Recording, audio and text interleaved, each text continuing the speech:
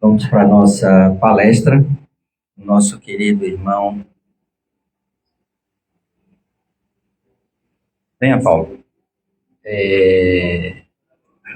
James Ney, com Evangelho Purificador.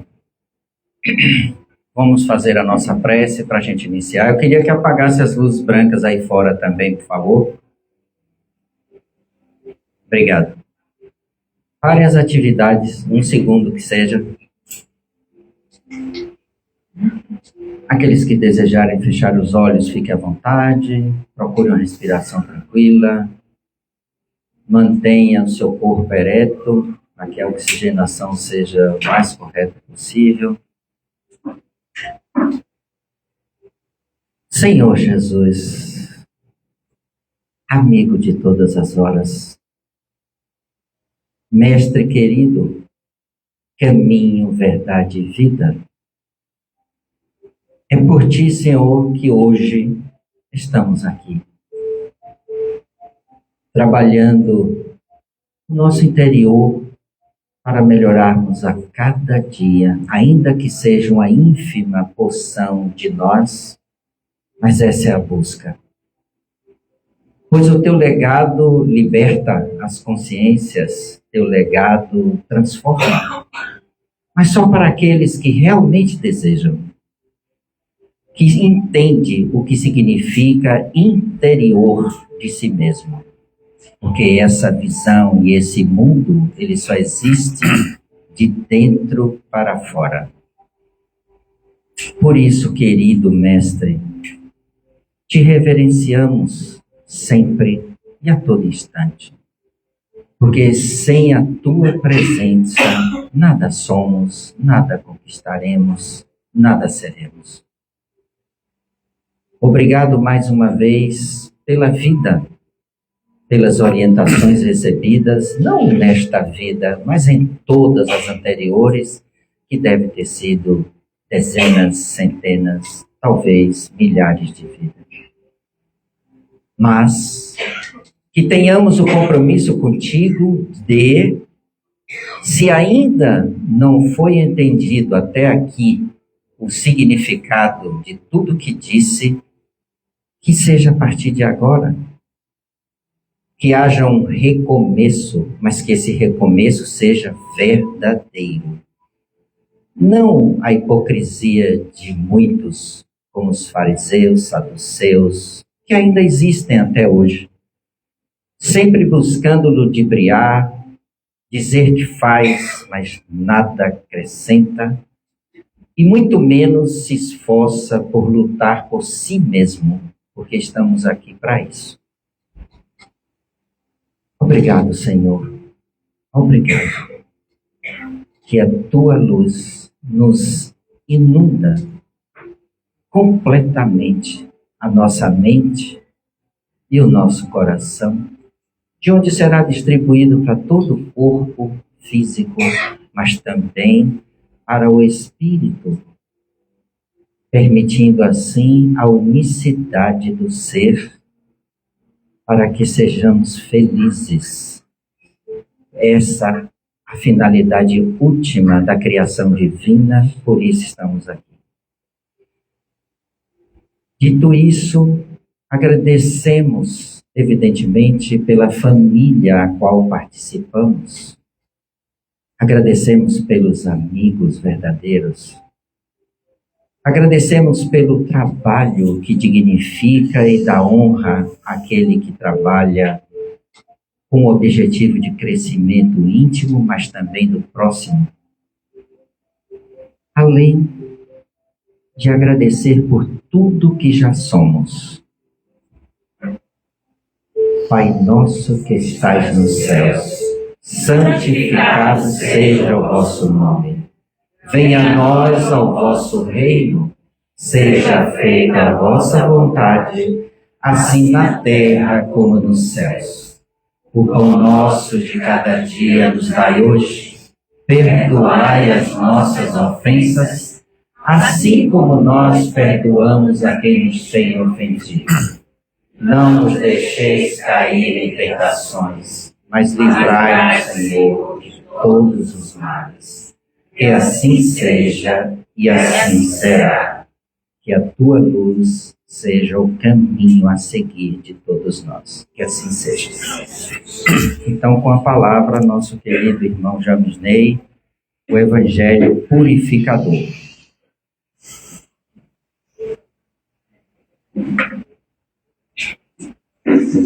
Muito boa noite, meus caros irmãos.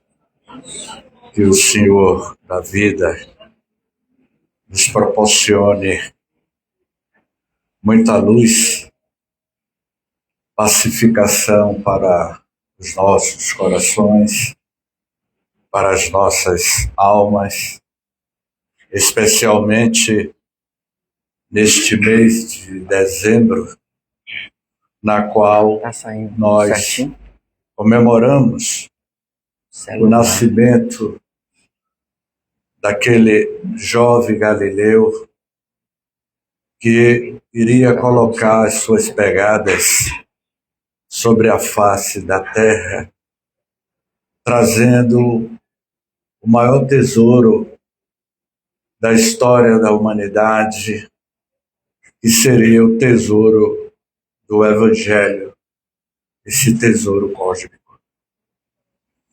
Quando o amor esteve na terra, naquela manhã ensolarada da Galileia, o calendário terrestre iria começar a registrar, conforme o calendário gregoriano, o início de uma nova era.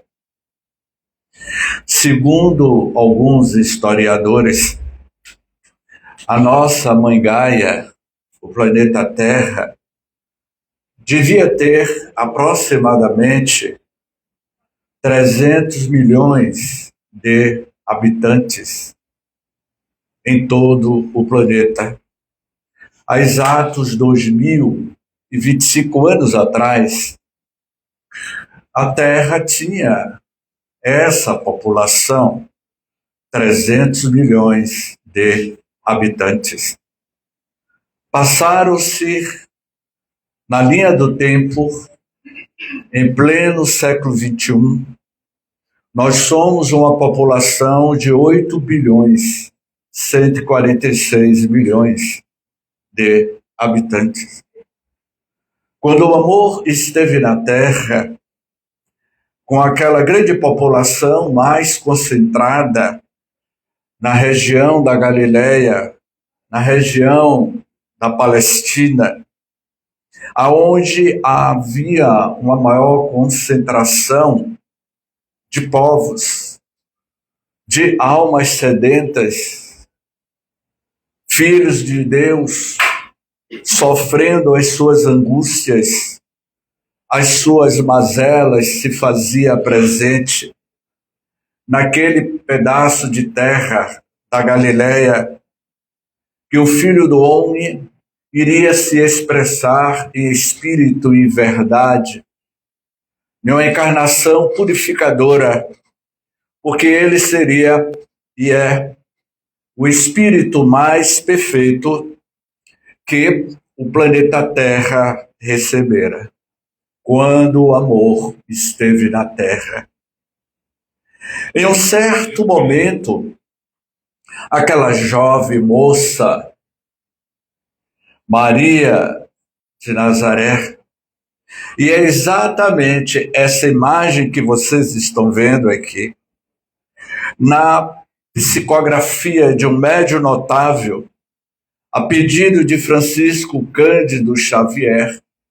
Este médium iria descrever aquela jovem Maria de Nazaré, exatamente essa imagem que vocês estão vendo aqui, é uma pintura mediúnica.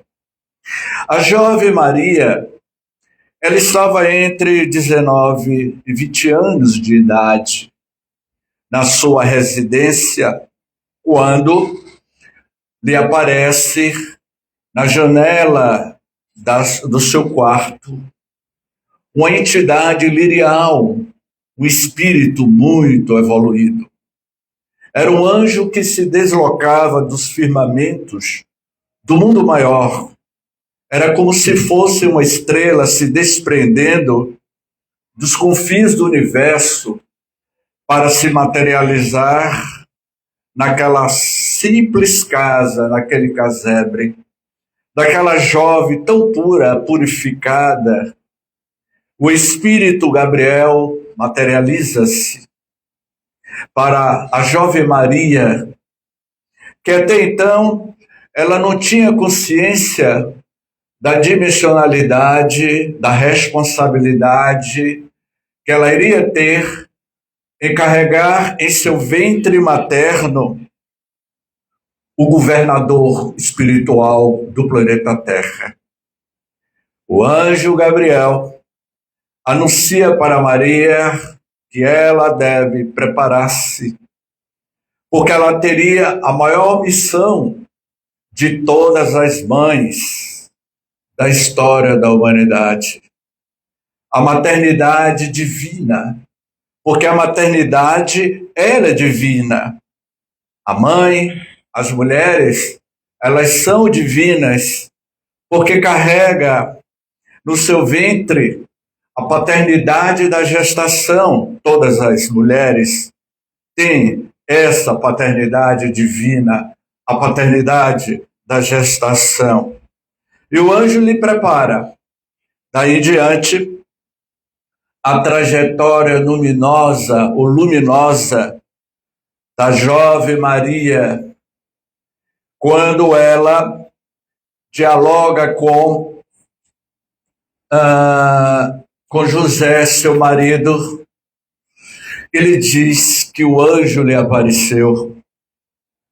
E José também é visitado pelo anjo Gabriel, preparando-lhe aquele casal para o grande advento que iria mudar a história da vida humana na Terra, quando o amor esteve na Terra.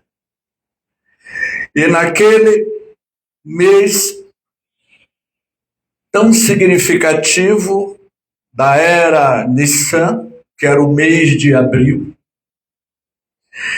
Maria, já no seu período de dar à luz, caminhava pelas estradas poeirentas da Galiléia, da Palestina, em cima de um burrico.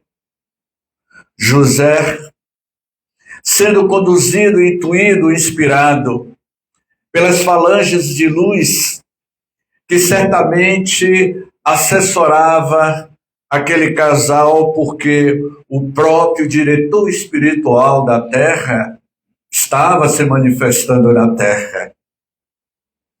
Encurtando a história, naquele momento mágico, em um local tão simples, em uma manjedoura, em um estábulo, o ser mais iluminado da face da Terra se materializa na encarnação, o menino Jesus. Na linha do tempo, como disse Caetano Veloso com a sua música Oração ao Tempo. Caetano Veloso, nessa célebre inspiração divina ao compor a letra Oração ao Tempo, ele diz: Senhor, Senhor, és o Senhor do destino, o tempo. O tempo avança na linha da eternidade, o tempo avança na cronologia terrestre. E vamos ver aquele garoto, aquele menino enigmático, aos 12 anos de idade, ele ao lado do seu primo, João Batista. E ambos dialogavam. Isabel, a mãe de João Batista, conversava com Maria e dizia: o que aqueles dois garotos estão conversando, dialogando? Maria tinha uma preocupação com Jesus, porque aos 12 anos Jesus já demonstrava uma maturidade psicológica uma maturidade espiritual. E Maria estava impressionada pela capacidade intelectiva, mental, daquela criança que ela ainda não tinha a dimensão de quem era realmente o Cristo, o homem, que iria mudar a vida de cada um de nós. É por isso que nós estamos aqui. Por conta daquele garoto de 12 anos de idade, dialogando com João Batista, vai narrar Humberto de Campos, no livro Boa Nova, que Jesus, o garoto, aponta para o firmamento a João Batista, que era um pouco mais velho do que Jesus, que ele iria partir primeiro, João Batista, como de fato ele partiu. Avançamos na linha do tempo. Vamos agora encontrar ele, aquele jovem galileu, agora não mais uma criança de 12 anos, pequena, mas vamos encontrar ele às margens do mar da Galileia, do mar de Genezaré. Era uma manhã ensolarada, do mês de março. Aquele jovem galileu, na narrativa de Amélia Rodrigues, que vamos encontrá-lo, um jovem usando uma túnica, cabelos compridos, cor de ambar, encaracolado, 1,70 m de altura, aos seus 30 anos, às suas 30 primaveras, caminhando numa manhã bem cedo, ensolarada de um mês de março. O sol, o irmão Sol, começou a brilhar sobre o espelho d'água do mar da Galileia. E aquele jovem galileu caminhava descalço, sobre os seixos, sobre as pedras da orla marítima do mar da Galileia. E ele avista a uma certa distância um grupo de pescadores ancorando a sua barca. E aquele jovem, aos 30 anos, alto, esbelto, olhar enigmático, um olhar penetrante, aproxima-se daqueles pescadores que terminara de ancorar a sua barca de mais de uma das suas pescas, e entre esses pescadores lá estava aquele que mais tarde seria o grande apóstolo Simão Pedro. Ao se aproximar daqueles pescadores, o jovem Galileu, filho de Maria e de José, de uma família de carpinteiros, e eu daria tudo para sentar no banco pequenininho que Jesus fazia. Deve valer uma fortuna se tivesse ainda, porque Jesus era carpinteiro. Ele pegava no material para a formação dos seus bancos, das suas cadeiras. Jesus era carpinteiro. Então, naquele momento, Jesus se aproxima do pescador, aquele homem de barbas compridas, a túnica, sua roupa suja, cheias de escama, exalando o odor do mar, exalando o odor do peixe, encravado nas suas túnicas.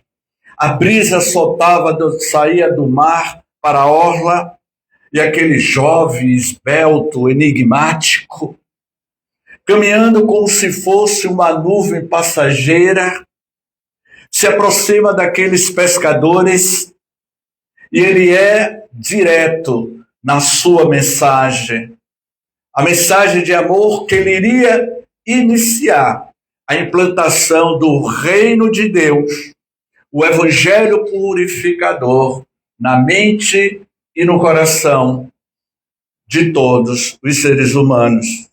E ele seria o primeiro, Simão Pedro.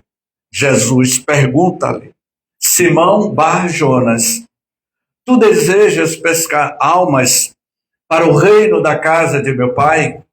Naquele momento, Simão foi tocado, envolvido pelo campo gravitacional do amor, porque ele é a mais pura expressão do amor que encarnou na terra. E Simão Pedro responde: sim, Senhor, desejo pescar almas para o teu reino, para a casa do Pai, e o mundo não seria mais o mesmo. Como disse Caetano Veloso, tempo, tempo, és o Senhor do destino. Vamos empurrar o tempo. Vamos encontrar Jesus agora, naqueles momentos significantes, significativo, quando ele é arrastado por uma multidão. Essa multidão que uma semana antes reverenciava a entrada do jovem Galileu na cidade santa de Jerusalém. E uma semana após, aquele mesmo povo, aquelas mesmas pessoas que reverenciavam Jesus, agora estava, me faltou até fôlego, crucificando.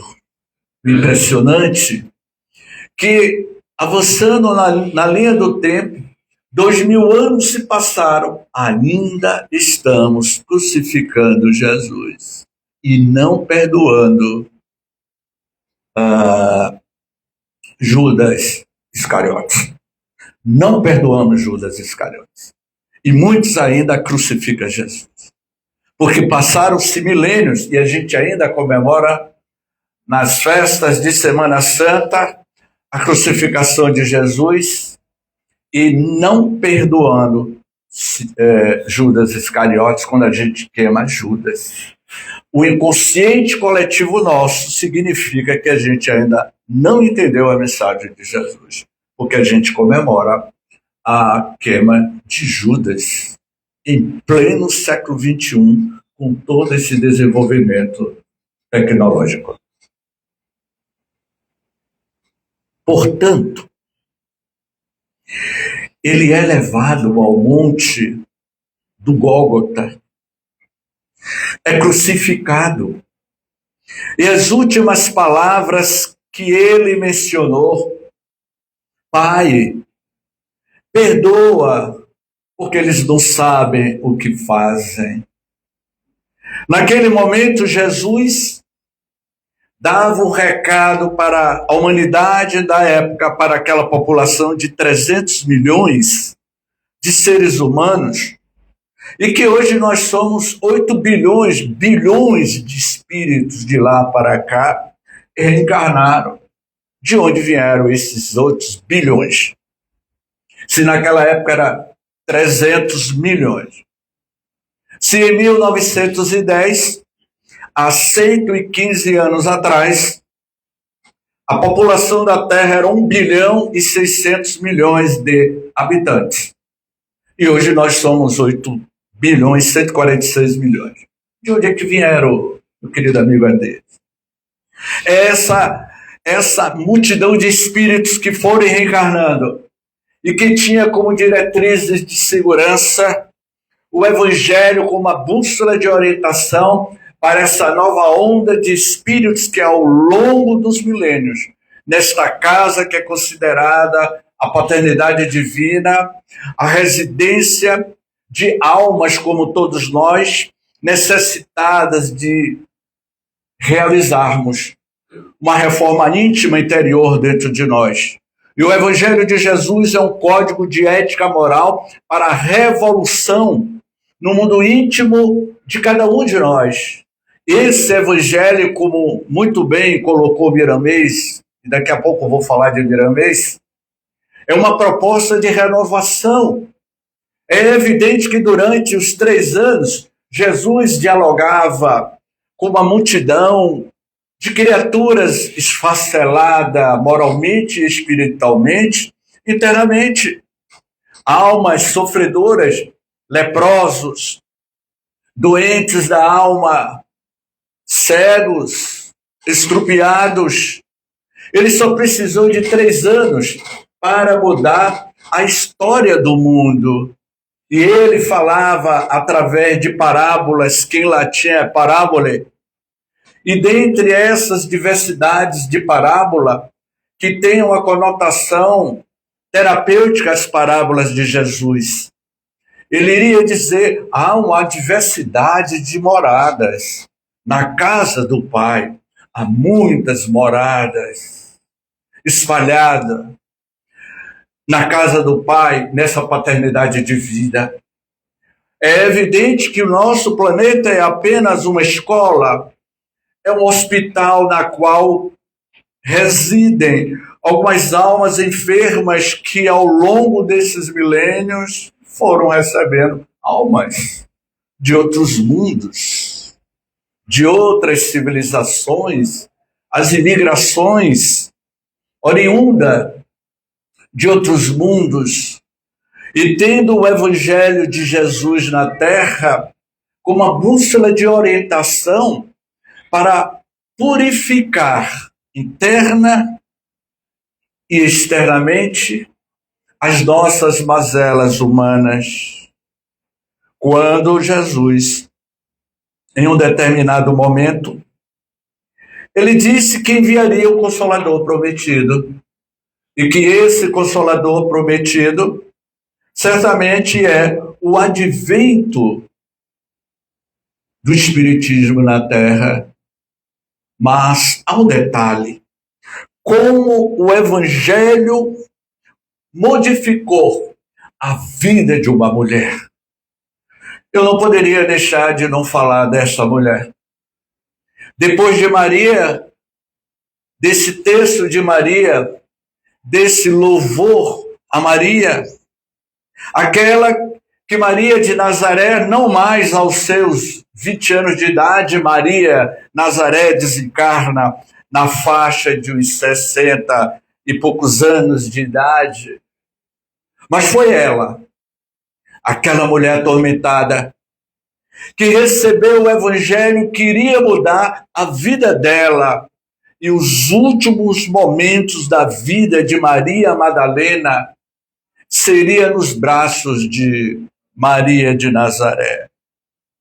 Um leproso na estrada de Emaús, cheio de chagas, para a liteira, e dentro da liteira lá estava a vendedora de ilusão, Maria Madalena. E Maria, o leproso: Senhora, pode me dar um denário? E Maria Madalena, aquela mulher esbelta, linda, que era cobiçada pelos poderosos da época, lhe diz: para que você quer esta moeda? E ele responde: é porque o Messias está entre nós. Eu preciso ver o Messias. Ele é o purificador das almas. Ele cura as nossas chagas morais. Ele expulsa os espíritos. Ele pode curar a minha lepra, a minha hanseníase. Quem conviveu em leprosário, aqui na capital baiana, em Salvador, sabe muito bem do que eu estou falando. Porque eu convivi. Durante uma parte da minha vida, ainda muito jovem, aos 23 anos de idade, na época da juventude espírita aqui na capital baiana, eu levei aproximadamente 5 anos. Todos os domingos eu ia para o leprosário de Águas Claras, no início da década de 80, e convivia com os leprosos, com Anair e seu João. Era a colônia de leprosos, aonde o cheiro de carne, o cheiro dos corpos em estado de decomposição exalava, e a gente levava pasta de dente, levava óleo de amêndoa para passar naquela epiderme corroída pelo bacilo da hanseníase. E Dona Anaí e seu João, que era um casal, dentre tantos que moravam lá na colônia de Águas Claras, me dizia: meu jovem James, a verdadeira realidade da vida é aqui dentro do leprosário. Lá fora, vocês vivem uma vida de faz de conta. Eu só tinha 22 anos na época e sei o que é conviver com os leprosos, a hanseníase, e que a sociedade, o soteropolitano, rejeitava. Ninguém queria se aproximar. Eles eram jogados lá em Águas Claras, que não é a Águas Claras que vocês conhecem hoje, que é povoada. Era bem afastado da cidade. E quando eu retornava para a minha residência, os meus irmãos diziam: minha mãe, James está chegando, o futuro leproso, porque ela dizia que eu iria pegar a lepra, porque ela era contagiosa, e de fato é contagioso na época. Mas eu não peguei a lepra porque não estava na minha programação reencarnatória. Se nos anos 80 havia uma discriminação, imagine a época de Jesus. Era terrível. E naquele momento o leproso, Maria Madalena joga a moeda: se você for curado, vá à minha residência e me diga, porque eu quero conhecer esse Messias que purificou a tua alma, limpou as tuas chagas. Passaram-se o tempo. Olha como o tempo é importante, não é? Passaram-se o tempo, aquele homem curado, eu fico imaginando as chagas, porque eu vi. Eu nunca esqueço aquela senhora em um pavilhão grande, uma senhora já com 70 anos de idade, cega, sem os dedos, sem as pernas. E quando eu me aproximei da cabeceira da cama dela e disse assim: minha irmã, eu vim trazer uma mensagem de Jesus. E ela disse: há muito tempo eu estava lhe aguardando, meu jovem. Eu estou conhecendo a sua voz. Eu nunca tinha ido lá, AD. Ela, segundo ela, que estava reconhecendo a minha voz de uma época que eu não sei que época era essa. E aí, eu falei de Jesus para aquela senhora e ela exalava aquele cheiro de carne em decomposição. Era terrível. Mas eu voltava para a minha residência de coração preenchido. Em vez de estar jogando frescobol na década de 80 lá na praia de Piatã, o senhor jogou, não jogou? Adivinhei, vou beber água. Joguei muito frescobol na praia de Piatã. Foi lá na praia de Piatã, jogando frescobol, que eu me afoguei. E Iemanjá me levou para o alto mar e eu me afoguei. Porque um certo dia, lá em 74, eu e meu primo, minha tia era devota de Iemanjá, e pediu a um garoto James Ney de 14 anos e meu primo de 16 anos para levar as oferendas de Iemanjá dentro de um táxi. Eu tinha 14 e meu primo 16. Só que eu perdi as oferendas de Iemanjá dentro do táxi. 6 anos depois, eu acho que Iemanjá tentou me castigar, me afogando lá na praia de Piatã. E aí, eu estava com 17 anos quando eu me afoguei na praia de Piatã e fui resgatado por 2 salva-vidas na linha do tempo.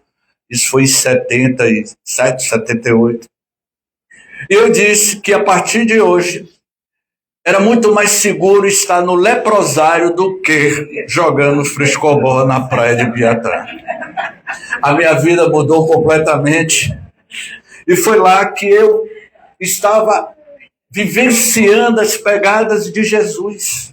Eu e outros amigos espíritas que hoje estão aí no movimento espírita baiano. E aquele rapaz volta curado, sem nenhuma chagas no corpo, vai à residência de Maria Madalena, altas horas da madrugada, bate a porta da herdade. Ela já era uma mulher poderosa, cheia de riquezas, e diz para o lacaio: chame a sua senhora, eu preciso falar com ela porque eu fui curado. Ela precisa ouvir Jesus. Com muita insistência, o lacaio abre a porta e o ex-leproso adentra a residência, chega ao quarto de Maria Madalena, as cortinas escuras, gigantescas, pesadas. Maria Madalena, numa depressão profunda, ela vivia com a infinidade de demônios, de entidades espirituais das sombras, que levava Maria à profunda depressão. E ele diz: Senhora, sou eu, o ex-leproso que você me deu uma moeda, um denário. Ele me curou. Ele está na residência de Simão Pedro, no outro lado do mar da Galileia. Para que vocês tenham uma ideia, a dimensão do mar da Galileia é muito maior do que a Baía de Todos os Santos. Porque do Porto da Barra até Mar Grande, em linha reta, são 10 quilômetros. E o Mar da Galileia, de Magdala para outra margem, aonde Simão Pedro residia, era 21 quilômetros de extensão. Então era muito maior. E aí Madalena pega o seu manto escuro, a irmã Lua brilha sob o espelho d'água, ele sai ao lado de Madalena naquela túnica escura para que ninguém a reconhecesse, com seu lacaio e um pequeno barco, atravessa a madrugada adentro. Já estava amanhecendo quando Madalena desce do barco e se aproxima da residência de Simão Pedro, e naquele momento começa a amanhecer. Madalena adentra aquela residência tão simples e Jesus abre os braços e lhe diz: estava lhe aguardando, Madalena. E Madalena pergunta-lhe: mas como o Rabi sabe o meu nome? Se é a primeira vez que eu estou tendo um contato.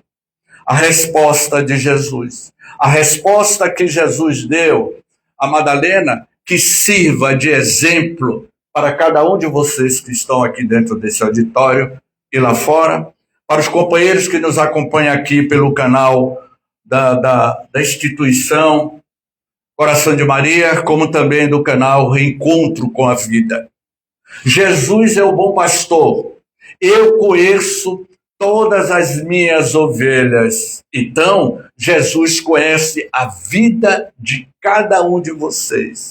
Tem um currículo, o histórico e espiritual de cada um de vocês. Portanto, Jesus tinha o currículo histórico e espiritual de Madalena, e é ali que ela vai realizar a grande revolução na tua vida. O Evangelho de Jesus penetra de forma tão significativa que a vida de Madalena se transforma. Porque o Evangelho de Jesus é essa água cristalina, é essa água que pacifica a nossa alma interior. E Madalena pergunta-lhe: Rabi, eu preciso amar e preciso ser amada. Tu me amas, Rabi? E Jesus respondeu-lhe: eu já te amo, Madalena, desde a história dos milênios. Jesus ama cada um de nós. Nenhum de vocês estão desamparados. Nenhum aqui é órfão. Se ficarmos um dia sozinhos, por questões dos sofrimentos humanos, tenhamos certeza que Jesus estará sempre ao nosso lado, estendendo as suas mãos, como disse o Padre Zezinho na sua bela música. Portanto, naquele dia em diante, a vida de Madalena seria purificada pelo Evangelho de Jesus. Como muito bem disse Miranês, o Evangelho é uma força soberana que purifica os nossos sentimentos, atualizando nossos ideais de modo que possamos identificá-los com o Divino Mestre. E ela foi identificada. avança o tempo. Passaram-se mais de 2 décadas. Madalena foi tocada por este evangelho. E vamos encontrar Madalena, a ex-meretriz, a prostituta, a vendedora de ilusão, como disse Joana de Ângeles, no Vale dos Leprosos. Ela agora já com uma certa idade, ela era uma mulher de rara beleza, mas a hanseníase tocou-lhe e ela disse: agora eu sou um de vocês, porque eu também sou leprosa. E aí, sabendo que ela iria morrer, ela lembrou de Maria e disse: eu preciso visitar a mãe de Jesus. É o meu pedido. Eu quero conhecer a mãe de Jesus, Maria. Foi aí que ela empregou uma viagem que levou muitos dias, cambaleante, na sua túnica suja de pus, por conta das purulências da lepra, sempre caminhando de madrugada, porque durante o dia a sociedade rejeitava os leprosos, como hoje nós rejeitamos os leprosos da sociedade moderna. Mas à noite ela caminhava na calada da noite. Quando ela chega em Efésios, onde Maria residia, ao lado de João Evangelista, e ela vai desencarnar nos braços de Maria de Nazaré. Ela retorna ao mundo espiritual, porque Jesus, quando ele foi crucificado, no outro dia, ele aparece para quem? Para Madalena, para Maria Madalena, e vai dizer, vai Madalena aos discípulos, e dizei-vos que eu continuo, eu retornei do mundo dos mortos para dar uma prova incontestável da imortalidade da alma, da comunicabilidade dos espíritos. E Madalena vai à residência de Simão e fala para os discípulos que Jesus está mais vivo do que nunca. Portanto, quando Madalena retorna ao mundo espiritual, é Jesus que abre os braços, ele recebe e lhe diz: Madalena, você venceu o mundo por conta do Evangelho purificador. A história de Madalena terminou. A história de Simão Pedro terminou. A história de cada um de vocês, de cada um de nós, terminou? Claro que não. Jesus é o grande bom pastor, conduzindo essas ovelhas que ao seu tempo era 300 milhões de habitantes, que há 115 anos atrás a grande fazenda, a grande casa, o planeta Terra era de 1 bilhão e 600 milhões de habitantes. Hoje são 8 bilhões e ele ainda está conduzindo essa massa populacional, alertando-nos da necessidade da vivência do teu evangelho, porque ele iria afirmar: eu sou o caminho, a verdade e a vida. Foi quando Jesus, no mundo maior, planeja uma reencarnação em massa dos grandes missionários que viveram com ele ao tempo da Galileia, e vai reencarnar na Espanha uma jovem moça que também, aos 19 anos, aos 20 anos de idade, como Maria de Nazaré, aflora a tua faculdade mediúnica.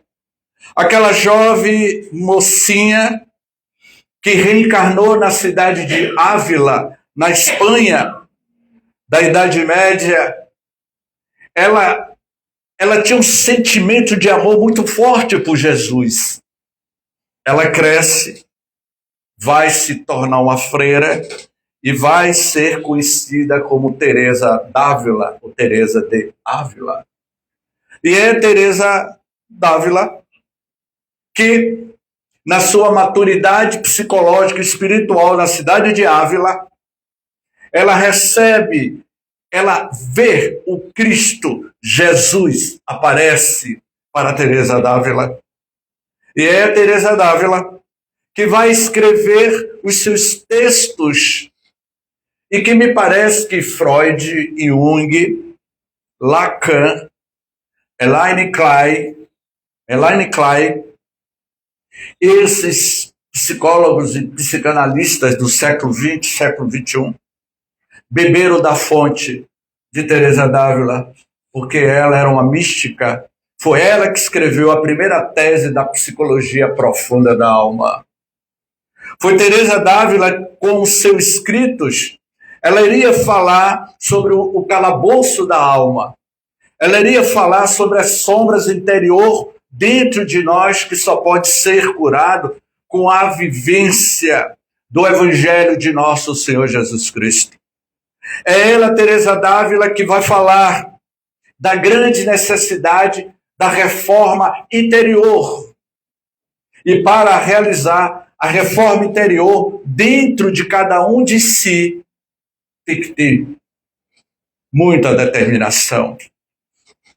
E ela parte para o mundo espiritual.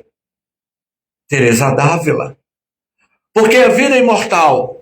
E o Evangelho é esta bússola de orientação entre a terra e o mundo espiritual. E Teresa d'Ávila, quando desembarca do outro lado da vida, quem lhe recebe?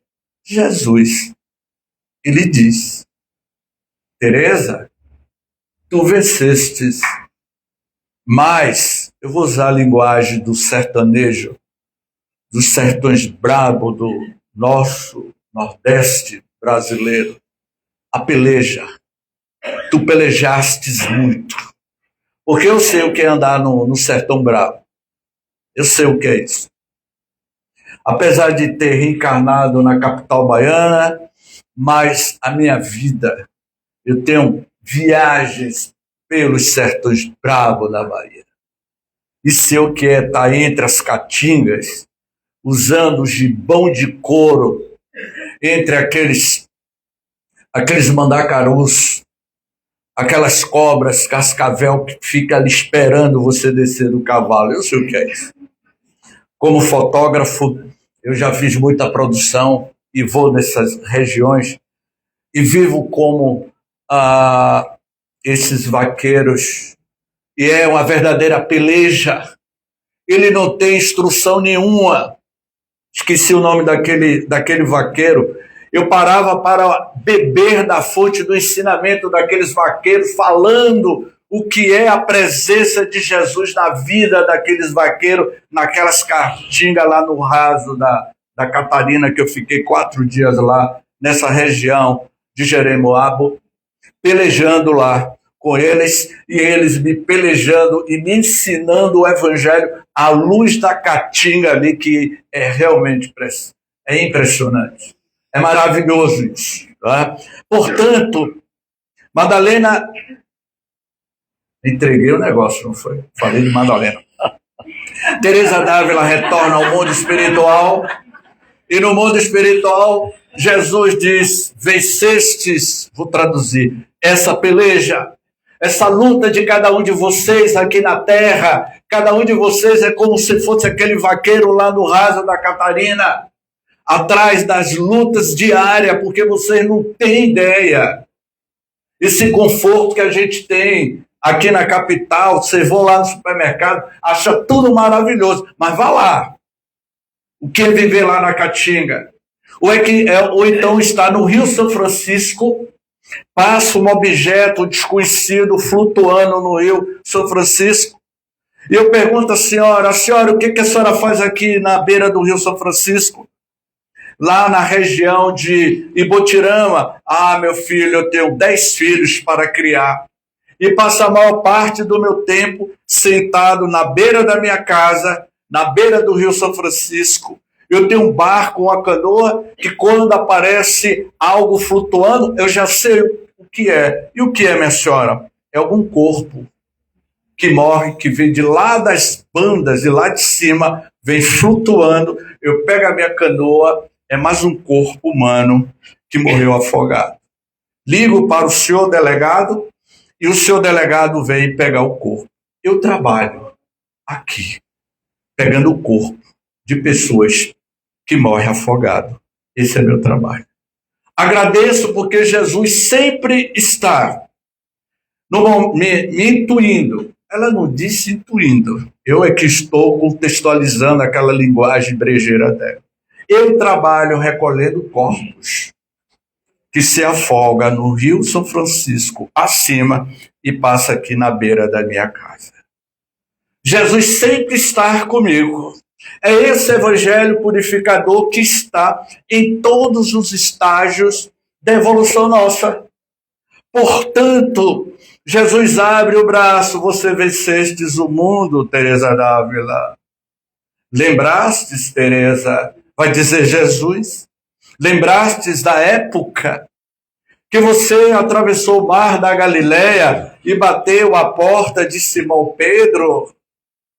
Você, Teresa d'Ávila, a mística de Ávila, a Santa Teresa d'Ávila, é a mesma, o mesmo espírito que viveu ao tempo de Jesus, Maria Madalena. Esse é o evangelho que João Nunes Maia, na década de 50, psicografou uma série de obras, palavras benditas, o verbo bendito de João Nunes Maia, pelo Espírito Miramês, o Evangelho Purificador, forças soberanas da alma, apresentado por esse Espírito notável Miramês, que em uma das suas encarnações ele foi franciscano, ele teve outra encarnação na Índia, e ele vai, na década de 50, utilizar-se da faculdade mediúnica de João Nunes Maia e escrever uma série de livros, dentre ele, falando esse capítulo, como o Evangelho purifica o homem e a alma e modifica-nos. Eu encerraria pedindo aos digníssimos irmãos e irmãs como o Evangelho pacifica a nossa alma. No sábado passado, 13 de dezembro passado, completou-se 30 anos que meu pai desencarnou. No início do ano de 2025, eu caminhava nos Barris, na calçada da Biblioteca Central dos Barris. E um guardador de carro caminhava à minha frente, era meio-dia, o sol bastante quente. Ele teve uma morte súbita, ele caiu na minha frente. Eu tentei reanimá-lo, mas ele morreu em meus braços, aquele guardador de carro. Era 20 de janeiro de 2025. Era um Caborel. Caborel, você conheceu? Olha, eu estava comigo no gosto. Foi. É isso mesmo, eu voltei depois, era o Caborel. Tiraram a chapa dele, a gente tentando reanimá-lo. Ele partiu para o mundo espiritual. 3 dias depois, a minha sogra retorna ao mundo espiritual. E na noite de Natal de 2024, o céu estava límpido, ela no quarto deitada, às vésperas da tua desencarnação, que um mês depois, pouco menos de um mês, ela desencarnaria. O céu limpo, aparece aquela estrela d'alva e brilha de forma tão intensa. E Dona Líbia, às vésperas da sua desencarnação, eu digo a Dona Líbia, olha a estrela d'alva, está brilhando. Ela já estava no estado totalmente debilitado, irreversível, porque o câncer de pâncreas já estava corroendo o teu corpo, para que a alma se liberte daquele corpo alquebrado. Poxa, eu fiquei emocionado de saber que você conheceu o Caboré. Então, naquele momento, olha a estrela d'alva brilhando. James, meu filho, será que eu vou me recuperar? Vai, mas não no corpo físico e espírito. Essa foi a minha experiência do Natal de 2024 e início de janeiro de 2025. E eu tinha a sensação que eu dizia, no dia 13 de dezembro de 2025, eu vou comemorar os 30 anos da desencarnação de meu pai. Porque no dia 13 de dezembro de 95, ele faleceu dentro de casa e eu estava sozinho com ele. Há 30 anos atrás. Ele teve uma parada cardíaca, eu apliquei-lhe o passe, depois liguei para os médicos, enfim. 30 anos se passaram da sua desencarnação. Quando foi no dia 2 de dezembro, agora, terça-feira completou 15 dias, a minha mãe, a minha genitora, ela também desencarnou. E ao lado da minha esposa, ela me pergunta, James, o velório, a cremação, é 5 da tarde, no Campo Santo. E você tem um compromisso, James, logo mais à noite, às 19 horas, no Centro Espírita Vieira de Carvalho, no bairro da Ribeira, próximo ao antigo casarão de fugiu Amado, não é o nome daquele casarão onde tem a sorveteria? Amado Bahia, que hoje é uma sorveteria, não é isso? Você vai fazer a palestra? Vou. À tarde, enterrei minha mãe. E à noite, eu estava no Centro Espírita Vieira de Carvalho, exatamente falando o tema, em seus passos, o que faria Jesus. Seguindo os passos de Jesus. Esse foi o tema. E minha esposa dizia, James, a doutrina espírita nos dá uma serenidade diante dessa experiência que você está vivenciando. Pois é, o Evangelho de Jesus purifica as nossas almas. 13 de dezembro, sábado que passou. Eu sempre digo, meu irmão Madeira, que atrás da tua história, da história de cada um de nós, existe outra história que o senhor não conhece. Atrás da vida de cada um de nós, existe outras histórias que nós desconhecemos. E não sabemos a caixinha de surpresa que nos espera amanhã. Para minha surpresa, como os nossos entes queridos continua vivo muito mais do que nunca do outro lado da vida.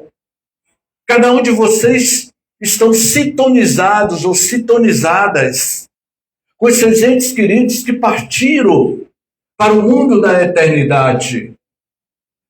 E no sábado, já nas nossas considerações finais, como o Evangelho purifica, meu irmão, as nossas almas. Porque falar aqui e fazer um discurso é bonito. Mas vivenciar na prática o que você aprende é diferente. Porque o Evangelho de Jesus é a vivência da prática. Para minha surpresa, no Centro Espírita Irmã Maria da Graça, na cidade de Itaparica, por volta das 10h30 da manhã. Eu estava no auditório, nosso querido irmão Henrique Amaral, um senhor de 90 anos de idade, que trabalhou muitos anos na Mansão do Caminho, com a botica, com a homeopatia, e já mora há 40 anos na cidade de Itaparica. Seu Henrique recebe a mensagem psicofônica de incorporação daquele homem que na terra foi meu genitor e me diz: meu filho, eu venci a morte, estou aqui dando prova incontestável da imortalidade da alma. Continue nas suas pegadas e tendo o Evangelho como purificador das nossas almas. A tua mãe, meu filho, que recentemente deixou a terra, não se preocupe, ela já está sendo assistida. Essa é a mensagem desse mês de dezembro. Para que vocês sejam tocados pela estesia do Evangelho de Jesus. Nos momentos de angústias, de dores, de tristezas, a noite escura da alma de cada um de vocês que certamente poderemos passar, não se esqueçam de que Ele, o peregrino da esperança, estará conosco nas alegrias e nas tristezas. Gratidão, muita paz.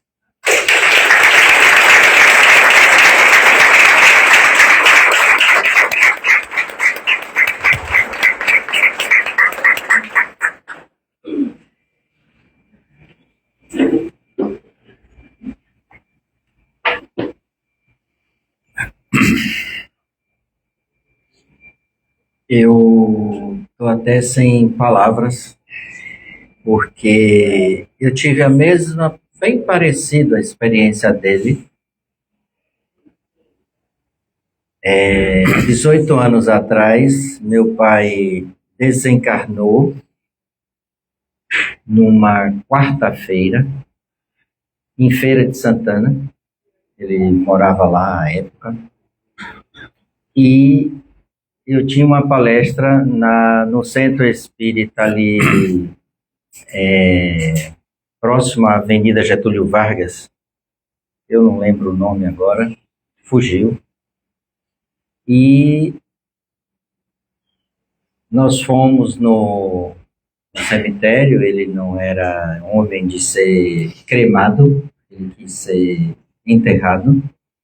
E assim foi feito. Às 4h eu fui para casa de minha mãe, com meus irmãos, enfim.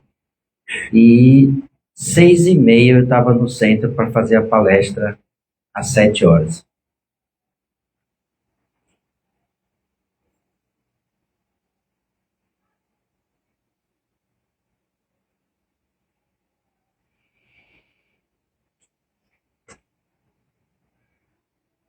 Até hoje.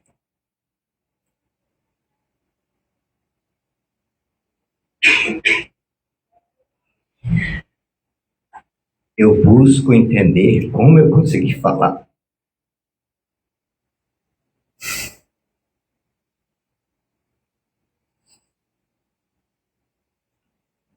É uma hora muito difícil para todos.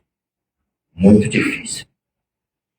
Mas fui cumprir meu compromisso, porque o compromisso com Jesus está acima de tudo isso. Pelo menos eu penso assim. Jamais, jamais, por nada, eu vou deixar de fazer algo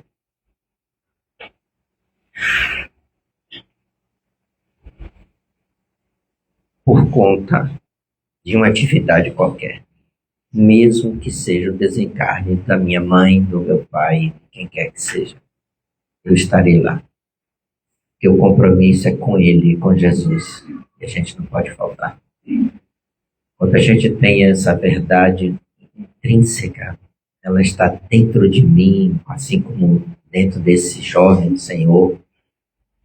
É assim que deve ser, para mostrar para nós, primeiro, de que somos cumpridores dos nossos deveres. Se servir de exemplo para alguém, maravilha. Se não servir, paciência. Mas não vamos deixar de fazer. Quanto a Teresa d'Ávila, eu nunca falei isso aqui, eu vou falar hoje pela primeira vez. Ela está sempre conosco. Ela que nos conduz pessoalmente, eu quero dizer. Às vezes, estou no Evangelho na minha casa, que é dia de domingo. Nós fazemos todos os dias, mas tem dia assim, que geralmente é dia de domingo. E eu me lembro a última vez, tem uns 2 meses que ela chegou e veio me dar uma bronca. Teresa d'Ávila. Filho, você está esquecendo de tal coisa. Não esqueça. Pense que quando você assumiu o compromisso, você assumiu ele por inteiro. E eu pedi perdão e nunca mais faltei naquilo que eu estava, vamos dizer assim, esquecendo. Não é porque eu não quisesse fazer. Eu não sou de voltar atrás naquilo que eu assumo. Mas, eu trago qualquer dia desse para vocês verem um livro sobre história das religiões, em que ela faz uma dedicatória em espanhol para mim.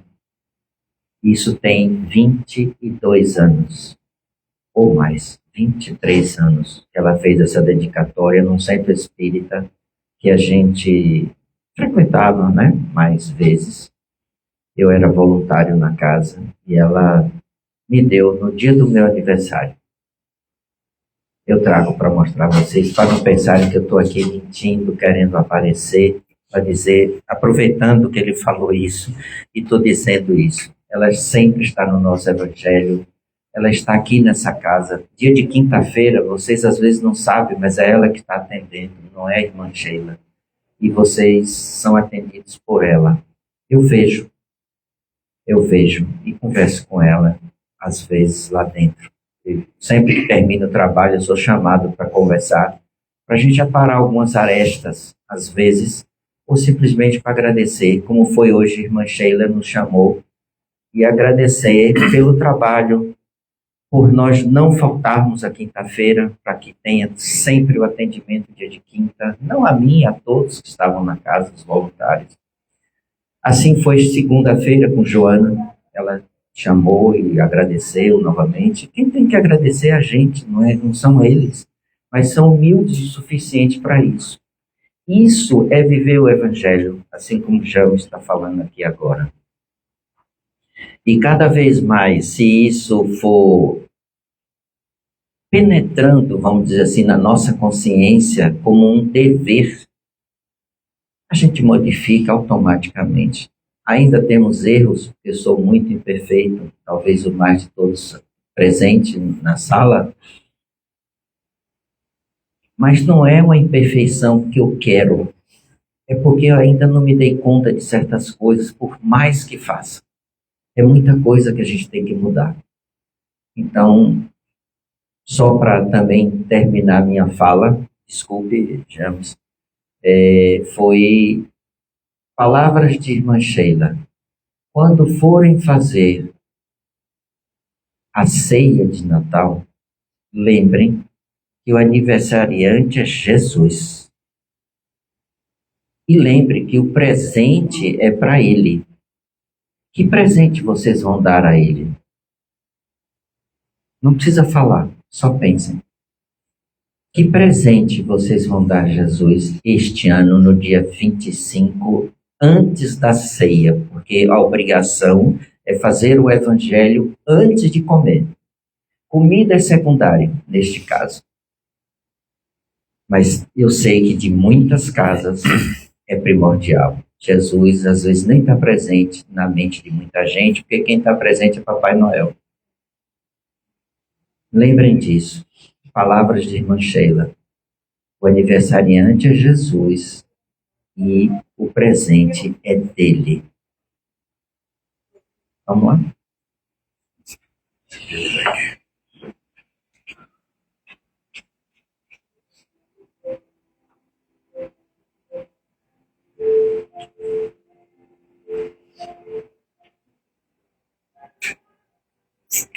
Lá fora também, para encerrar a luz branca, só deixar verde, por favor.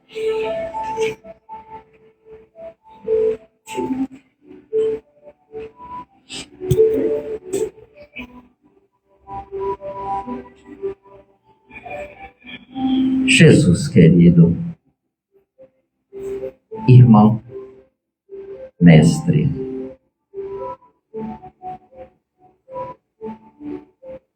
é fantástico, eu diria, conviver contigo, pois a cada momento nos preenche da alegria de viver. Mesmo que no passo seguinte eu possa estar com dificuldades, mas se eu estiver preenchido do teu amor, do teu carinho, dos teus ensinamentos,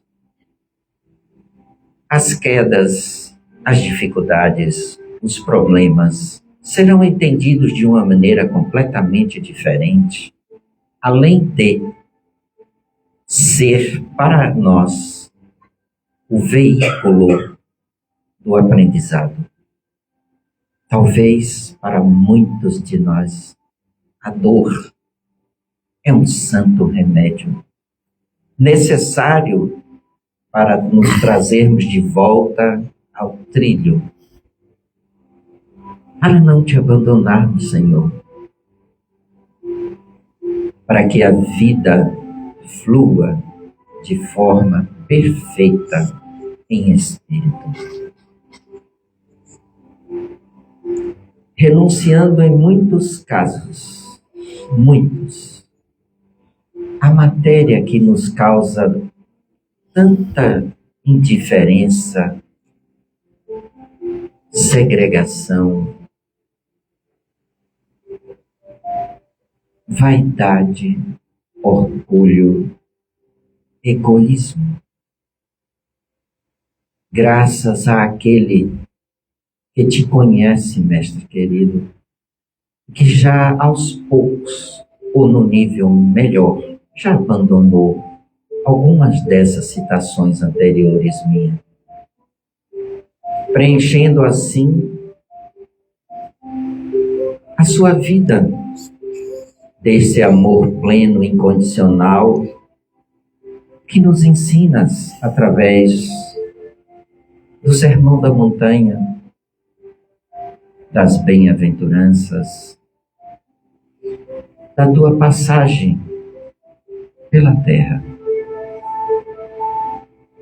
Mas lembremos sempre que quando falamos passagem, estamos nos referindo ao corpo físico, porque nunca deixaste de estar em nós. Obrigado, Jesus, por mais esse dia tão brilhante. E obrigado pela vida. Que sejamos conscientes de que necessitamos de Ti cada vez mais para sairmos do marasmo, da preguiça, do desânimo da vida, pois ela flui intensamente em cores e energia brilhante, radiante, a nos envolver, a nos dar vida, a nos proporcionar cada vez mais alegria de viver. Obrigado mais uma vez. E te dizemos: Ave Maria, cheia de graça, o Senhor é convosco. Bendita sois vós entre as mulheres, bendito é o fruto do vosso ventre, Jesus. Santa Maria, Mãe de Jesus, rogai por nós, os pecadores, agora e na hora de nossa passagem. Que assim seja e assim será. Que a paz do Mestre Jesus viva intensamente no coração e mente de todos. Que assim seja.